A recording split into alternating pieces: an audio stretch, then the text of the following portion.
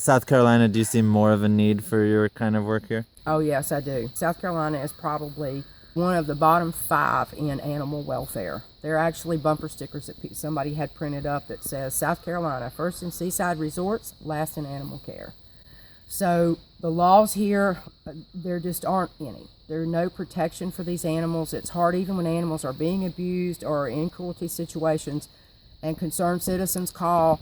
There's just not a network of animal control officers and or people that can do something about it to help that animal. Call a skinny pig. These pigs were genetically modified in a lab in Canada, what the skin looked like after tests. But now they've become popular in the pet industry for about $150.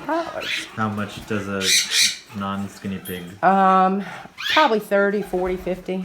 I know, sweetie. You're such a sweetheart.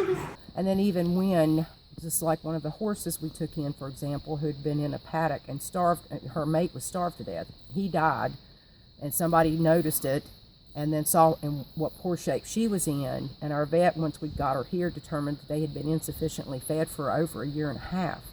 I mean, enough that it even changed the structure of her bones, the bones in her body. Wherever Taddie is at, she's the best one for selfies. Even when the lady was charged with animal cruelty for neglect and for putting that animal through that kind of cruel punishment, she paid a $1,500 fine, and that was it. And probably was told she couldn't have another horse, but who's going to regulate that? Is that not the cutest face? He's adorable. So we have to keep all this hair around his face trimmed, because if his eyes leak at all, that gets all clumped up. Check their anal areas and clean that up. Check their ears, check their teeth. We try to brush them, but honestly, we have to pay U.S. Fish and Wildlife a registration fee for the owl that lives here that's captive. We pay USDA for a fee to come out and inspect us, and then we have to pay, like, depending on how many animals we have. Like, it's like usually $185 a year. We don't get any money from state or federal, but the grants is where we get screwed. I've just been cornered by turtles. What happened, Pierce? One came up to me, looked like it was going for my feet, and then the other one started following behind. So are the tortoises the scariest animals? There are dog and cat grants out the wazoo. There are barely any farm and or exotic grants available for animals, and most of them won't do like Best Friend Sanctuary in Utah. I thought they were wonderful, and they are. They do amazing things. We can't apply for any of their grants because we don't adopt out. Well, I'm not going to be part of the animal process for these creatures, to take them in here, get them settled, then somebody come in, they want to adopt them, take them out, then they freak out again, something happens, whatever. Basically, all you're doing then is you're... Daisy, are you not coming? Daisy! Daisy, come here! Come here! All right, she's not coming. Oh, here he comes. Here he comes again. Yeah, I think they're protective. No, he's No? just Nothing. checking. He thought you were giving this one something to eat. He's got to finish his Let's own see. blade of grass in his mouth before. Yeah, right. For some reason. See how his ears are back? And he's got his hair up. What's the matter? Huh? He's a buck. Well, technically he's not, because we've neutered him. He's got 2 little nubs up here.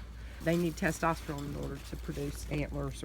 So we have 3 deer in there. Somebody just actually stole him from the wild. So yes, we are definitely here because there is a need for people to be educated about the plight of animals, be it farm, exotic, or otherwise, because people just don't understand how much these animals are suffering and how few people really care.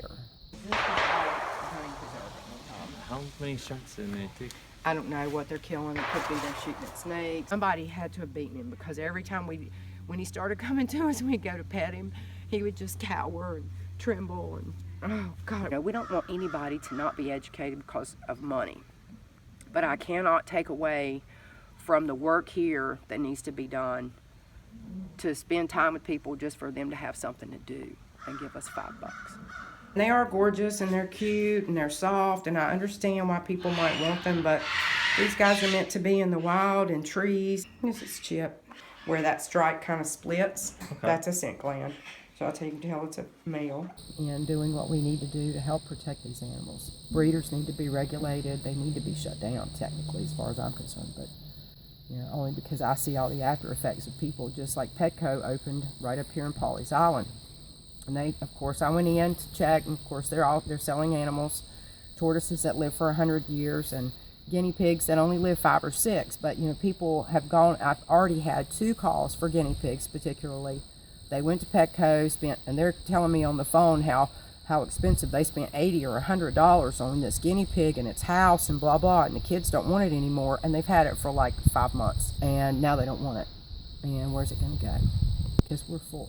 We've got so many animals here to take care of, and I don't know what happened to the guinea pig or the others that have called that we can't take, and I can't lay awake at night crying about it because it's too overwhelming. What we're doing here is only a little scratch on the surface to what needs to be happening, and what people need to know. So, we're doing what we can, but it's just not enough. It never will be.